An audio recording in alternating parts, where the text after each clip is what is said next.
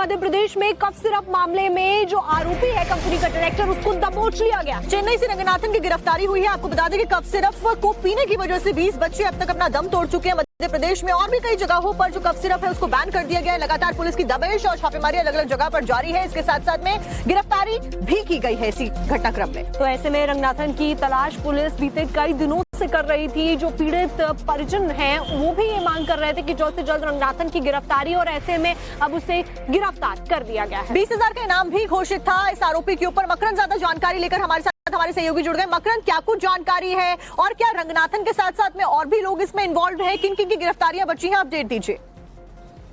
देखिए, मध्य प्रदेश पुलिस ने एक एसआईटी बनाई थी छिंदवाड़ा में, जब 20 बच्चों की मौत हो चुकी है जहरीला कफ सिरप पीने से।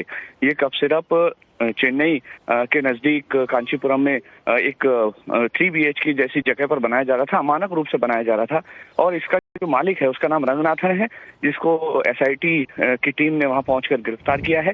अभी फिलहाल जो सूत्र बता रहे हैं कि प्रोड्यूस किया जाएगा उनको वहां के लोकल कोर्ट में, रंगनाथन को, और उसके बाद यहां पर पुलिस लेकर के आएगी। तो ये प्रक्रिया अभी अपनाई जाएगी और देर रात तक रंगनाथन के छिंदवाड़ा पहुंचने की संभावना जताई जा रही है। अभी फिलहाल गिरफ्तारी हो गई है और अब सरकार कार्रवाई भी कर रही है। चेन्नई पुलिस से भी कोऑर्डिनेट किया जा रहा है। साथ ही साथ किस तरह से मिलावटी कफ सिरप बेचा जा रहा था और इसके अलावा कौन कौन लोग इसमें और शामिल है, क्योंकि बिना सरकारी मिलीभगत या फिर अन्य लोगों की मिलीभगत से इतना बड़ा सिंडिकेट चलाना आसान नहीं है। इसीलिए पुलिस पूछताछ करेगी, एसआईटी पूछताछ करेगी और कोर्ट में प्रोड्यूस करके पुलिस रिमांड लेने की कोशिश करेगी। जी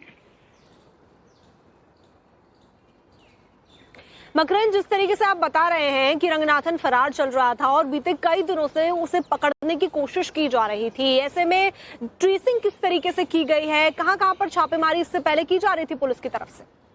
देखिए, कांचीपुरम में जो फैक्ट्री जहां पर बनी हुई है वहां पर पहले फेक एड्रेस निकला था।